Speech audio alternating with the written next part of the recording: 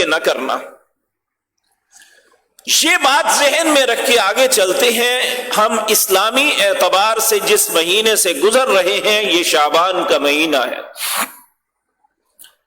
اس مہینے کے متعلق کچھ باتیں تو ایسی ہیں جو رسول اللہ نے فرمائی، اور بہت سی باتیں ایسی ہیں جو نبی کریم کی طرف منسوب تو کی گئی ہے لیکن آپ نے فرمائی نہیں ہے۔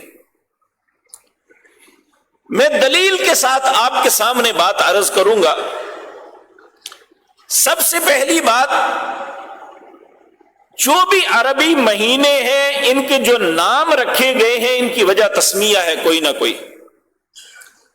شعبان جو ہے تشعب اس سے ماخوذ ہے، اس کا معنی ہے بکھر جانا۔